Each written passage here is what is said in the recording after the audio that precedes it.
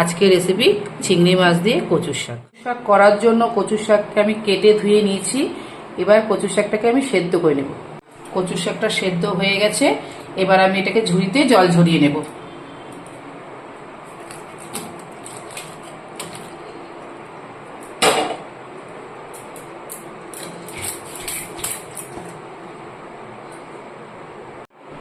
কচুর শাকে জল ঝরানো হয়ে গেছে। এবার নিয়ে নিয়েছি চিংড়ি মাছ, রসুন, কাঁচা লঙ্কা আর সম্বারের জন্য নিয়েছি শুকনো লঙ্কা, তেজপাতা, কালো জিরে। কড়াইতে তেল গরম হয়ে গেছে। এবার চিংড়ি মাছগুলো ভেজে নেব।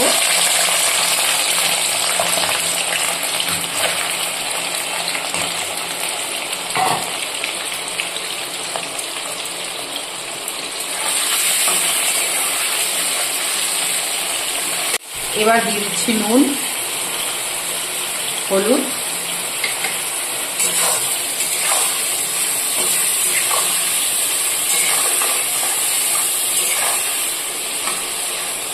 মাছগুলো ভাজা হয়ে গেছে, তুলে নিচ্ছি।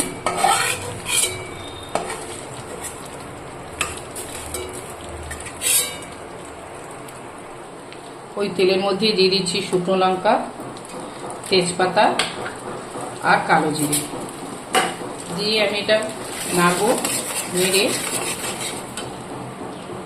রসুন আর কাঁচা লঙ্কাটা আমি একটু থেতো করে নিয়েছি। এই রসুন আর কাঁচা লঙ্কাটা দিয়ে দিচ্ছি। রসুন কাঁচা লঙ্কাটা একটু ভাজা ভাজা করে নেব।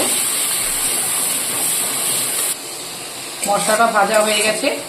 এবার দিয়ে দিচ্ছি জল ঝরানো কচুর শাকটা।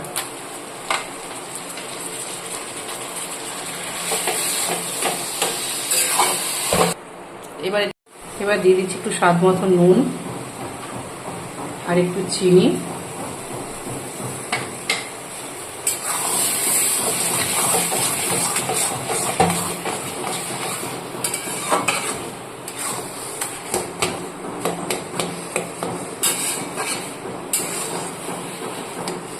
এবার দিয়ে দেবো ভেজে রাখা চিংড়ি মাছটা।